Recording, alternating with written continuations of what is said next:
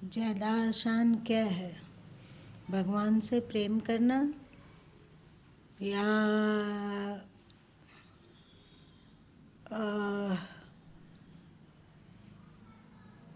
संसार को क्षणभंगुर समझना? दोनों तो एक ही सिक्का का दो पहलू जैसा लगता है। लेकिन एक बताओ कि ज़्यादा महत्वपूर्ण कौन सा लगता है तुमको, तुम लोगों को? संसार को क्षणभंगुर समझना या ईश्वर से प्रेम करना? सरल सरल। ईश्वर से प्रेम करना। क्या सब कोई को, तुम लोग को भी रे? हाँ, ईश्वर से प्रेम करना या संसार को क्षणभंगुर समझना? फिर ईश्वर से हम प्रेम ही क्यों करेंगे? हमारे पास सब कुछ है धरती पर, खाने पीने की कोई कमी नहीं है, पहनने ओढ़ने की कोई कमी नहीं है, पैसे रुपयों की कोई कमी नहीं है, शरीर भी स्वस्थ है और अभी हमारी एज भी कम है। तो धरती में हम सुखी हैं, आनंदित हैं, तो फिर ईश्वर से प्रेम करने की क्या आवश्यकता है? सब ईश्वर का ही तो दिया हुआ है। कौन जानता है ईश्वर का दिया हुआ है कि मेरा भाग्य का दिया हुआ है? भाग्य भी तो ईश्वर से ही जुड़ा हुआ है।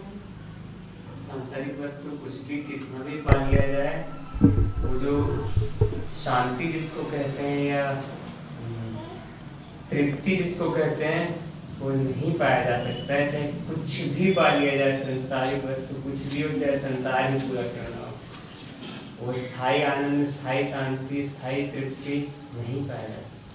ऐसा किसने कहा था जो तुम्हारे शास्त्रों में कहीं अंकित है? सोच के देखो, ऐसा कौन बोला जिसकी चर्चा शास्त्रों में भी आती है? फिर कैसे भूलते हो तुम लोग? कठोपनिषद पढ़े थे ना शाम को? हाँ, बहुत पहले कठोपनिषद पढ़े थे ना, शाम को पूरा पढ़ लिए थे ना? हाँ, तो उसमें नचिकेता को यमराज जब बोलते हैं कि तुम कुछ और मांग लो, तुम कुछ और मांग लो, समस्त धरती की दौलत को मांग लो, अथवा समस्त धरती के तुम राजा बन जाओ, ऐसा वरदान में मांग लो। जितने भी समुद्र के नीचे अथवा धरती के नीचे संपदा छुपे हुए हैं, उन सब संपदाओं को मैं तुम्हें दे सकता हूँ, और सुख आराम वैभव भोगने के लिए जिन वस्तुओं की आवश्यकता है सब उपलब्ध करा सकता हूँ। लंबी आयु को मांग लो। तो नचिकेता क्या बोले थे? कुछ भी हो क्या, हमें इसे सुख मिलेगा, तृप्ति मिलेगी क्या? मैं इन सब कुछ को पाकर शांति को प्राप्त हो जाऊंगा? तो यमराज बोले नहीं। तो फिर नचिकेता पूछे कि ऐसी क्या चीज़ है जिसको पाकर मैं परम तृप्त और परम शांत हो जाऊंगा, हो पाऊंगा? तब यमराज क्या बोले? आत्मज्ञान सह परमात्म भक्ति।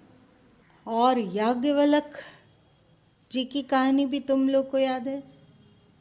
याज्ञवल्क की दो पत्नियां कौन कौन? मैत्री और कात्यायनी। वे बहुत बड़े राजा थे, बहुत अधिक भूपति थे, सब सुख आराम था। तो एक दिन एकाएक अपनी दोनों पत्नियों को बुलाकर बोले कि अब मैं अपने आत्म कल्याण हेतु सब कुछ को छोड़कर एकांत में जाना चाहता हूँ, परंतु मेरे जाने के बाद तुम दोनों में झगड़ा ना हो, इस कारण अपनी संपत्ति को 2 भागों में बांट कर जाता हूँ।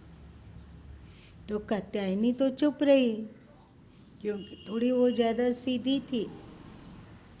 पर मैत्रेयी बोली कि आप इस संपदा को छोड़कर क्यों जाना चाहते हैं? क्या आप इससे बड़ी संपदा को प्राप्त करने जाना चाहते हैं। कोई भी चीज को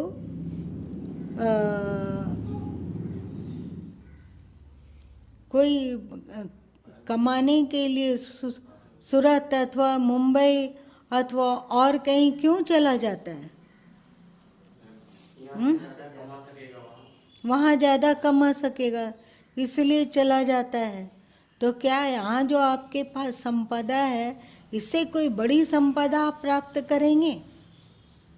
तो याज्ञवल्क्य जी बोले हाँ, मैं इससे बड़ी संपदा को प्राप्त करने जा रहा हूँ। फिर मैत्रेयी पूछी कि इस धन को प्राप्त कर लेने पर आपने जो हमें बांटकर आधा दिया, उसकी मिल्कियत को पाकर क्या मैं आनंद और शांति को प्राप्त कर सकूंगी, जो मृत्यु के उपरांत भी हमारे काम में आए? तो याज्ञवल्क्य जी बोले कि नहीं, इस संपदा से तुम आत्म शांति को प्राप्त नहीं कर सकती हो। तो मैत्रेयी क्या बोली?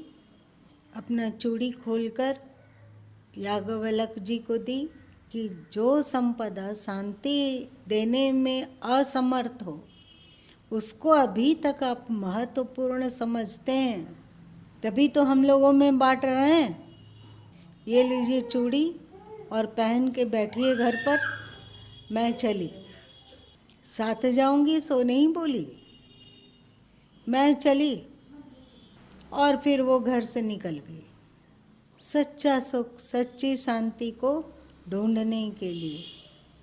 पहले तुम लोगों के देश में अजीब अजीब तरह के लोग रहते थे, और जब वो उपनिषदों को पढ़ा जाता है तो व्यक्ति दांतों तले उंगली दबा लेता है। और ईश्वर से तो प्रेम हो ही, साथ साथ संसार की क्षणभंगुरता का भी ज्ञान बना रहे। जब हम लोग धरती पर आते हैं उस समय पहला काम क्या करते हैं? जब हम लोग धरती पर जन्म लेते हैं तो पहला काम क्या करते हैं? श्वास लेते हैं। श्वास लेते हैं। जब धरती पर हम लोग जन्म लेते हैं तो सबसे पहला काम करते हैं श्वास लेना। ये श्वास लेने के क्रम में ही रोना ये सब आता है, और रोने से फिर श्वसन नली बिल्कुल खुल जाती है। और जब हम लोग दुनिया से छोड़ के जाते हैं, दुनिया को छोड़ के जाते हैं, तो अंतिम में कौन सा कार्य करते हैं? श्वास छोड़ते हैं। अंतिम कार्य है श्वास छोड़ते हैं। और जब श्वास छोड़ते हैं तो फिर ले नहीं पाते हैं। यही होता है ना, श्वास छोड़ दें फिर ले नहीं पाते हैं। और कुदरत के द्वारा इस शिक्षा को प्रतिपल दिया जा रहा है। कौन सी शिक्षा? कि संसार क्षणभंगुर है, इसके प्रतीक के रूप में ही शायद उन्होंने बनाया। श्वास आता है और श्वास जाता है, दिन रात यही हो रहा है ना। श्वास आता है और श्वास जाता है। श्वास आया तो सोचो कि जिंदगी आई, और श्वास छूटा, और यदि फिर से श्वास नहीं ले पाए तो क्या हुआ? मृत्यु। मृत्यु मतलब फिर यहाँ पर तुम लोगों का धर्म और अन्य विदेशी धर्म में अंतर आ जाता है। ईसाई लोगों में कहा जाता है कि आप प्रभु पुत्र ईसा के, है ना, भगवान के बेटे ईसा मसीह की शरण में आ जाते हो तो आप स्वर्ग जा सकते हो।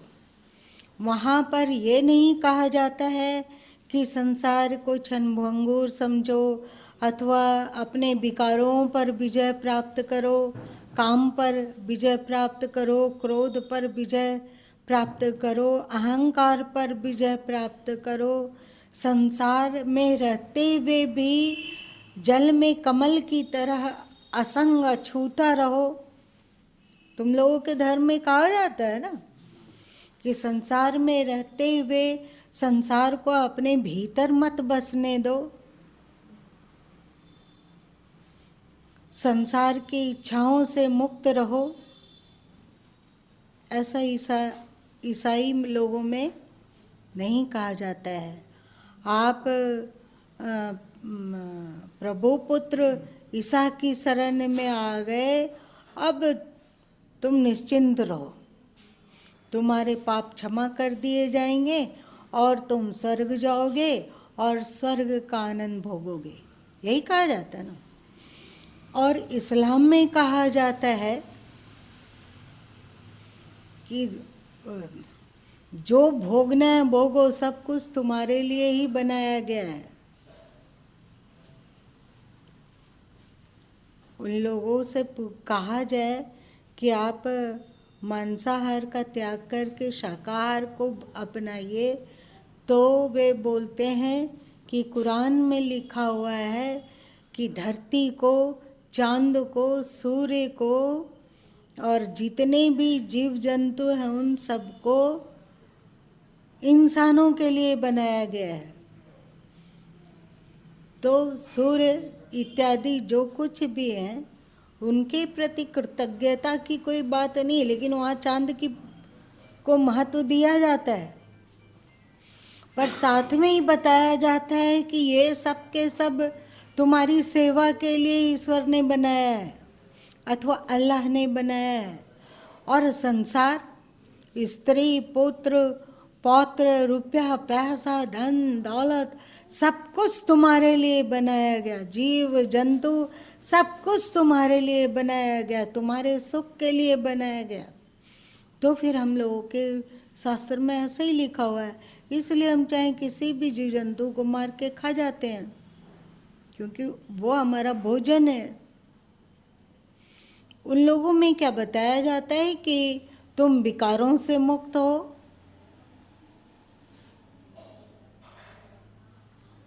क्या बताया जाता है?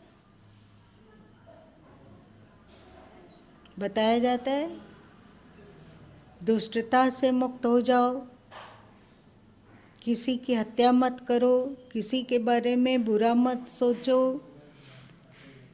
बुराई देखने की आदत मत डालो, सबसे प्रेम करो।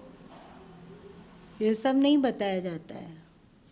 मतलब संसार क्षणभंगुर है, संसार को अपने अंतस में मत बसने दो, ये सब नहीं बताया जाता है। वहाँ बताया जाता है कि आप खुलकर संसार का उपभोग कर सकते हैं। उन लोगों में बताया जाता है कि आप 4 विवाह कर सकते हैं, 4 विवाह कर सकते हैं, और यदि उसका महीना ताना दे सकते हैं तो आप उपविवाह भी कर सकते हैं। इसके बदले में आप कुछ कुछ द्रव्य उस स्त्री को देते रहें और वो स्त्री आपके साथ रहेगी, जिसको कि तुम लोग रखैल कहते हो ना। रखैल शब्द वहीं से आया है। और तो और जो तुम युद्ध में विधर्मियों की स्त्रियों का अपहरण करोगे अथवा उनकी बेटियों का अपहरण करोगे तो उसका भोग भी जायज़ है। वो खुदा की ओर से आपको दिया हुआ उपहार है, उसका तुम खुलकर भोग कर सकते हो। और बांदियाँ हैं,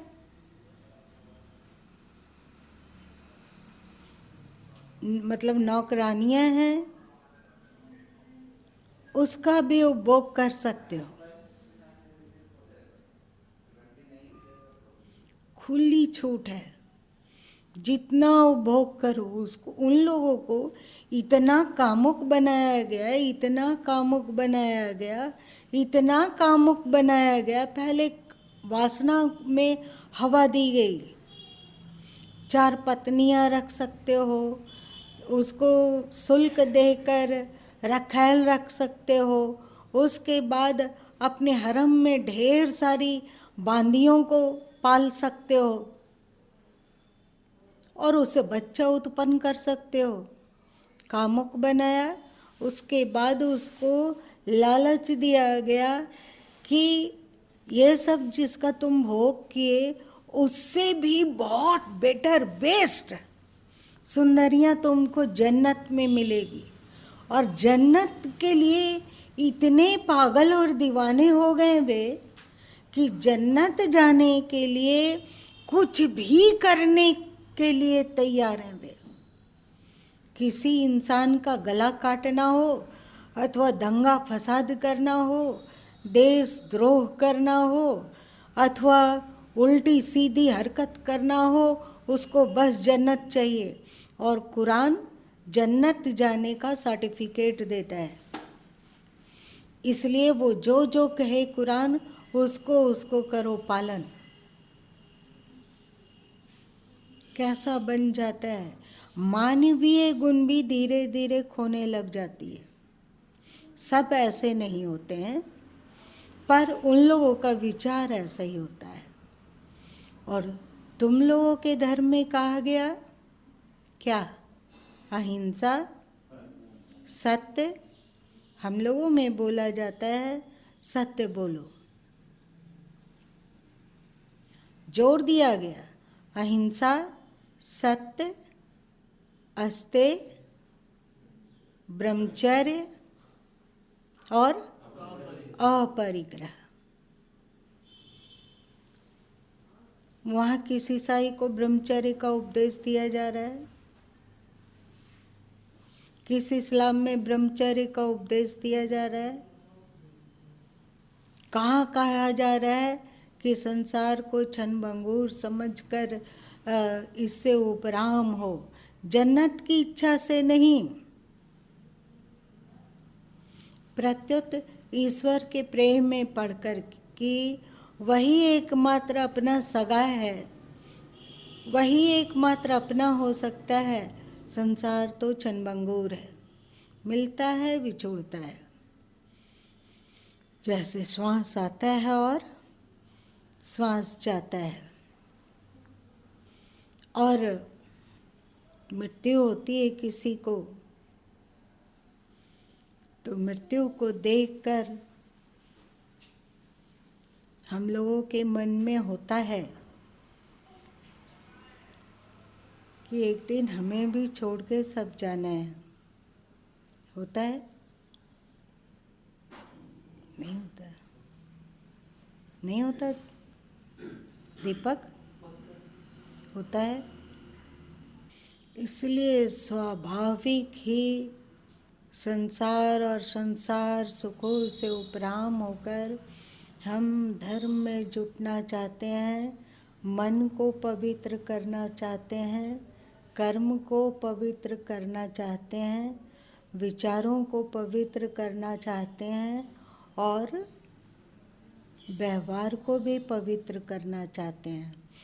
पर हम लोगों की पवित्रता की व्याख्या और अगले लोग जो दूसरे धर्म के लोग हैं उन लोगों की पवित्रता की व्याख्या में भिन्नता है?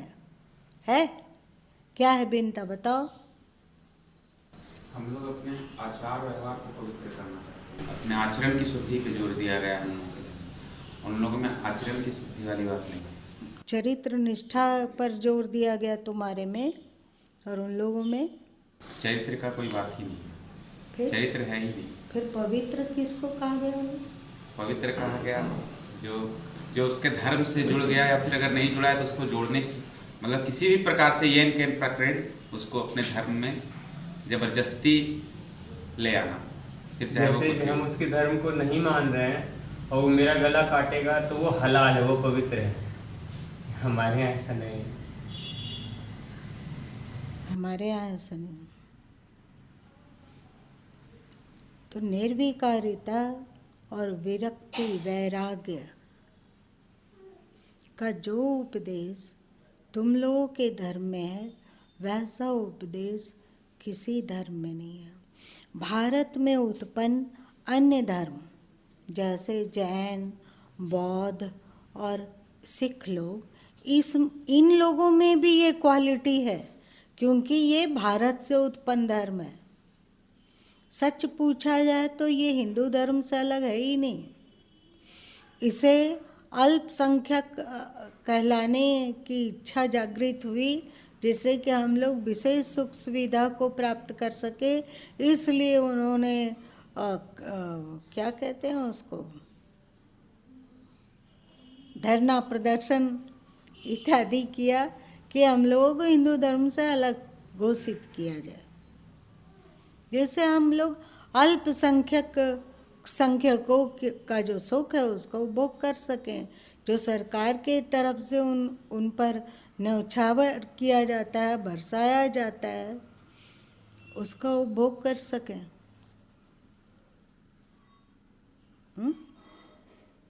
तो तुम्हारा धर्म सिखलाता है कि संसार की वास्तविकता को समझो। भोग के द्वारा भोग की कभी भी तृप्ति नहीं हो सकती है, बताया गया। भोग के द्वारा कभी भी भोग में तृप्ति नहीं हो सकती है। इसका मतलब हम कितना भी भोग को भोग लें, हमारे जैसे आग में घी डालते जाए तो फिर ऐसा नहीं कि वो आग बुझ जाएगा और ज़्यादा प्रज्वलित होगा। तो हम भोग भोगते रहेंगे तो उसकी वासना और ज़्यादा हो जाएगी हमारे मन में, तो फिर हम उससे छूट नहीं पाएंगे। जब तक उसको छोड़ेंगे नहीं, तब तक हम अगर प्रयत्न करेंगे निरंतर उसको छोड़ने का, तभी उससे छूट। और भोगते रहे और चाहे कि उससे छूट हो जाएगा, बहुत भोग करके हम उससे उब जाएंगे, ऐसा नहीं होगा। ऐसा नहीं होता। कोई स्त्री भोग भोगता है तो हिंदुओं में तो अभी पहले बहु विवाह रहा होगा, पर हिंदुओं में है कि एक पत्नी ही रह सकती है, और एक पत्नी में भी रहते हुए उसके साथ तुमको केवल भोग का संबंध नहीं रखना है, वहाँ उस भोग में भी धीरे धीरे उपराम होना है। तुम्हारा शास्त्र, तुम्हारा दर्शन कहता है ना ये। और वहाँ खुला हुआ छूट है। अरब इत्यादि देशों में जो शेख वगैरह होते हैं, उनकी कितनी कितनी पत्नी और बच्चे होते हैं। एकदम वे अपने आप को कट्टर मुसलमान समझते हैं, लेकिन वहाँ ये नहीं है कि तुम भोग से कभी तृप्त नहीं हो सकोगे, इसलिए इस पर त्याग की धूल डालो, ऐसा कहा जाता है? नहीं कहा जाता है। जितने मानवीय गुण हैं उस पर तुम्हारा धर्म जोर देता है। शांति, क्षमा, दया, प्रेम, अपनापन, त्याग, उपरति, वैराग्य और सर्वे भवन्तु सुखिनः की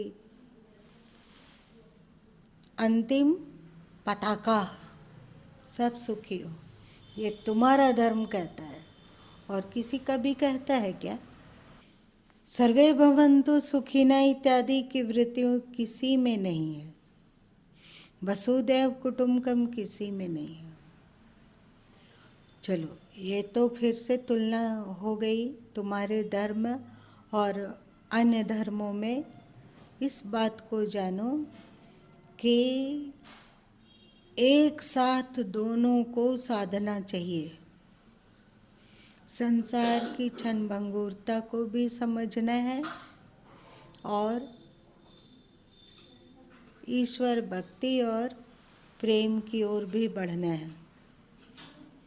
संसार की क्षणभंगुरता को समझे बिना हम लोग ईश्वर की ओर ठीक ठीक से नहीं बढ़ पाएंगे। तुम लोगों के धर्म में कहा जाता है, जिस स्वर्ग, हेवन और जन्नत, उनका जीवन का अंतिम लक्ष्य वहाँ पहुँचना है। और तुम लोगों में कहा गया कि स्वर्ग का भी सुख क्षणभंगुर है, पुण्य क्षुण्ण होने पर फिर से तुम धरती पर धक्का दे दिए जाओगे। इसलिए स्वर्ग की भी कामना से बचो। कहा गया ना, स्वर्ग की भी कामना से बचो। ना धरती के भोगों की कामना करो, ना स्वर्ग के भोगों की कामना करो। प्रत्युत तुम कामना से मुक्त हो जाओ।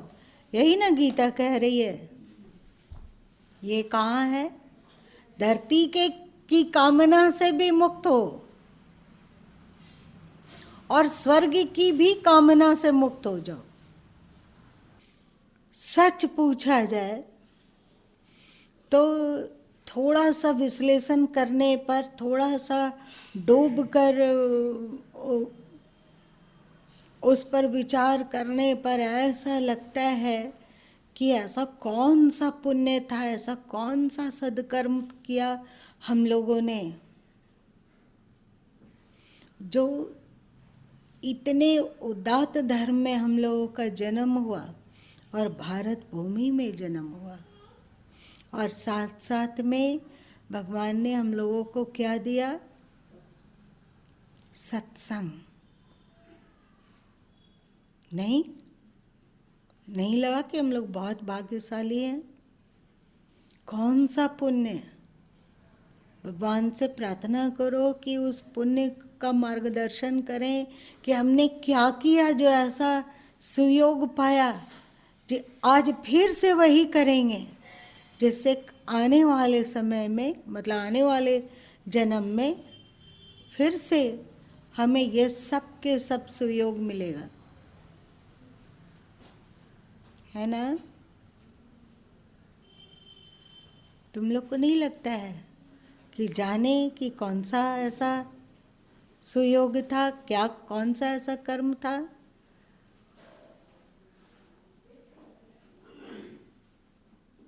नहीं लगता है? मतलब ऐसा ये है, लगता है कि मतलब एक होता है कि हिंदू धर्म में जन्म हुआ, भारत में जन्म हुआ, जो ब्रह्मपुर में बता चुके हैं, उसके बाद सत्संग से भी जुड़े और सत्संग से भी मतलब वो सोने की सुहागिया वाली बात की गुरु माँ से जुड़े। क्योंकि और भी जगह पे कल भी बात हो रही थी रात में नारायण से, तो और जगह पे भी वो चीज उपलब्ध है, वो ज्ञान नहीं मिल पाता है जो यहाँ पे मिलता है। ऐसा क्या है? वो देखा जाता है अभी और जगहों पे क्या मिल रहा है, नहीं मिल रहा। यहाँ से जब तुलना की जाती है या फिर देखा है तो पता चलता है कि यहाँ पे क्या कितनी मतलब ऊंचा ज्ञान मिल रहा है, और जो यहाँ प्रतिदिन कम से कम सत्संग मिल रहा है। उससे ज़्यादा माँ कि हमें गीता का पाठ सुनने को मिल जाता है साल में, और गीता में ही सब कुछ लिखा हुआ है। वो सभी लोग यहाँ मानेंगे तो सब ठीक हो जाएगा। हमारे धर्म में सभी को साथ में लेके चलने को सिखाता है, और इस्लाम में केवल उनका किताब को ही, यही फर्क है। हम लोग आपस में प्रेम नहीं रखते, सब अलग अलग किताब पढ़ रहे हैं, गीता कोई नहीं पढ़ रहा। अलग अलग जो किताब पढ़ रहा है ना, वहाँ पर भी वही बात लिखी हुई है जो गीता में लिखी हुई है, लेकिन मान कोई नहीं रहा, सब अपने अपने विचारधारा से चल रहे हैं। कौन अपने अलग अलग विचार से चल रहे हैं? हम लोग हिंदू धर्म में देखो, कोई नहीं चल रहा है अलग अलग विचार से। हम लोग सदगुरु कबीर साहब को मानते हैं तो बीजक का पाठ करते हैं, वो मंत्र तुल्य है। सुनो सुनो सुनो ना, गीता और उपनिषदों से मेल खाता हुआ वचन ही भारतीय शास्त्र है। ज़्यादातर चार्वाक इत्यादि सिद्धांत को छोड़ देने पर इसी से मेल खाता हुआ ही सब जगह है। भले ही कोई गायत्री मंत्र को मानने वाला हो, गायत्री परिवार का हो, चाहे शैव हो, चाहे शाक्त हो, चाहे वैष्णव हो, चाहे इस जाति का हो, चाहे उस जाति का हो, लेकिन जब आवश्यकता पड़ती है तो सब कोई भूल के एक नहीं हो जाते हो तुम लोग? कोई कमी नहीं है। कमी देखोगे तो हीन भावना आएगी। अभी भी दुनिया में हम लोग, अभी भी इस कलयुग में भी क्या हैं? परफेक्ट हैं। बताओ क्या है? तुम लोगों को विश्वास हुआ कि ऐसी गुरु माँ की बात पर दोहरा रहे हो तुम लोग? गुण देखो। ये दुर्भाग्य है कि पाश्चात्य हवा चल रही है और पाश्चात्य हवा में हम लोग क्या, पूरी दुनिया का युवा वर्ग बह रहा है। ये दुखदाई है। ये बात अलग है, वरना हम लोगों में इतना सील सदाचार है। चाहे सिख धर्म हो, चाहे जैन धर्म हो, चाहे बौद्ध धर्म हो, क्या वहाँ सील और सदाचार नहीं है? हम लोगों के धर्म में, मतलब भारत से उत्पन्न सभी पंथ उपपंथ में एक चीज अनिवार्य है, वो है सील और सदाचार। सील और सदाचार के मामले में हम लोग ईसाई धर्म और इस्लाम धर्म से, अथवा और जितने भी धर्म हैं से सबसे ज़्यादा अभी भी पालन कर रहे हैं। ठीक है, कल क्या होगा नहीं पता, पर सील और सदाचार में अभी भी हम लोग सबसे आगे हैं। क्या लगा? सच में आ गए। ये जो और उपपंथों की बात होती है, चाहे वो बौद्ध हो जैन हो, तो उनके जो आदि पुरुष हैं, चाहे बुद्ध महावीर या गुरु नानक देव, तो महावीर हो या बुद्ध हो या गुरु नानक देव जी हो, सभी हिंदू थे और अभी भी हैं। उनका ग्रंथ हिंदुत्व से ही अटापटा हुआ है। उन्होंने कोई मार्ग नहीं चलाया था, मतलब कुछ अलग पंथ की रचना नहीं की थी। उन्होंने अध्यात्म मतलब मुक्ति को पाने का एक अलग रास्ता बनाया। हाँ, एक अलग रास्ता बतलाया। अच्छा ये बताओ कि एक ही रास्ता होना चाहिए कि अनेक रास्ता है? वो एक ही रास्ता है, एक ही रास्ता है। एक ही रास्ता होना चाहिए कि भिन्न भिन्न? भिन्न होना चाहिए। कबीर साहब बोलते हैं, मैदा एक पकवान बहु। अरे बाबा, भिन्न होना चाहिए ना। अगर तुम लोग पार्टी हो कहीं विवाह का और तो तुमको बताया जाए कि खाने में एक वैराइटीज है, केवल चावल दाल और एक सब्जी, तो कितनी भीड़ होगी?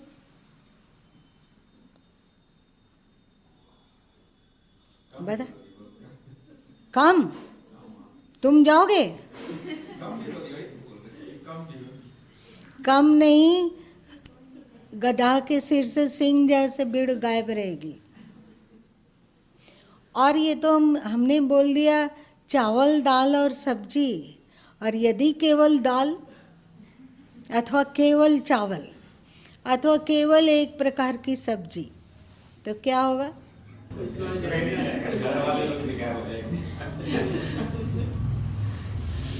हमारे यहाँ, हमारे पास ज्ञान अधिक है, इसलिए विभिन्न अनेक मार्ग बतलाए गए हैं कि अलग अलग स्वभाव वाले अपने अपने पसंद के अलग अलग मार्ग से पहुँचेंगे वहीं। तो हमारे हिंदू धर्म में यदि अनेक साधन पद्धति है, जैसे गीता ही ले लो, तो इसमें कर्मयोग भी है, योग भी है, भक्ति भी है और ज्ञान भी है ना? देखो कि अभी तुम्हारी कौन सी साधन पद्धति को अपनाने की पात्रता है। अपनी पात्रता के अनुसार साधन पद्धति को अपना लो। इसलिए दोनों को साथ लेना। क्या क्या चीज बता दो? संसार की कठोरता और ईश्वर से प्रेम, और सब में साथ साथ जुड़ा हुआ है सील और सदाचार, है ना? क्या कोई अन्य धर्मावलंबी ये कह सकता है ईश्वर मिले या ना मिले इंद्रिय गुलाम ना बनेंगे? सोच के बताओ, ईश्वर मिले या ना मिले इंद्रिय गुलाम ना बनेंगे? नहीं हो सकता। हमें कोई मतलब नहीं है कि अल्लाह खुदा गॉड मिले या नहीं मिले, बस हमें इतना मतलब है कि हम अपनी